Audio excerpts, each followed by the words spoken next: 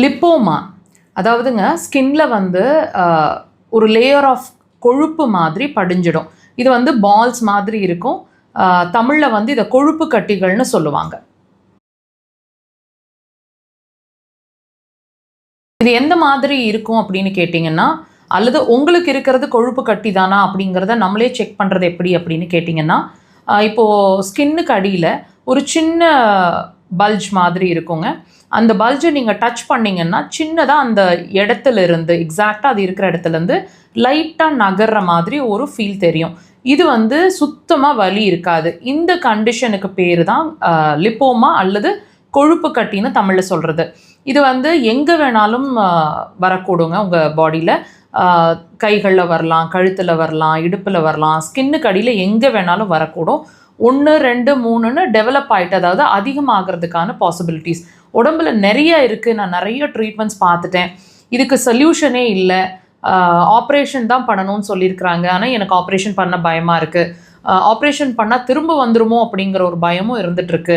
So இதுக்கு என்ன தான் தீர்வு, இது ஏன் வந்திருக்கு, இதுக்கு மருந்து இல்லாமல் ஏதாவது சிகிச்சைகள் இருக்குமா அப்படின்னு நீங்கள் யோசிச்சுட்ருக்கீங்கன்னா இந்த பதிவை முழுசாக பாருங்கள், உங்களுக்கான கிளாரிட்டி கிடைக்கும். இப்போ இந்த கொழுப்பு கட்டிகள் அப்படிங்கிற ஒரு விஷயம் நாங்கள் ஒவ்வொரு பதிவுலையும் உங்களுக்கு புரிகிற மாதிரி ஒரு சின்ன கிளாரிட்டி கொடுத்துட்டே இருக்கிறோம். அதாவது நீங்கள் சொல்லக்கூடிய அல்லது உங்கள் உடம்பு உங்களுக்கு அறிகுறியாக சொல்லிட்டு இருக்கக்கூடிய எந்த விஷயமுமே வியாதி இல்லை, வியாதி உள்ளே இருக்கிறதுக்கான அறிகுறின்னு சொல்கிறோம்.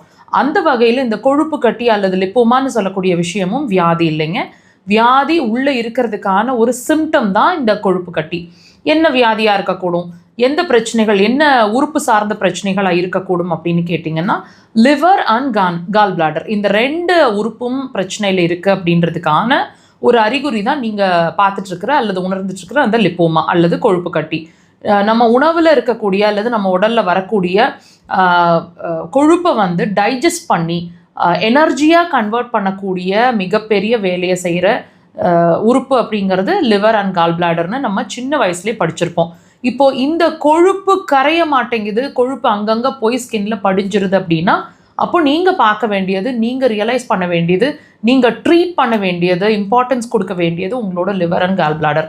நீங்கள் போய் செக் பண்ணியிருக்கலாம், நான் ஸ்கேன் எடுத்துட்டேன் டாக்டர், எந்த பிரச்சனையும் இல்லை. நாங்கள் பேசிகிட்டு இருக்கிறது அதோட உயிர் சக்தி ஓட்டத்தை பற்றி.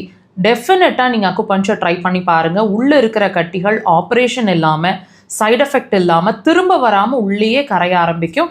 Once if it is gone திரும்ப வரவே வராது. அக்குபஞ்சரை டெஃபினட்டாக ட்ரை பண்ணுங்கள்.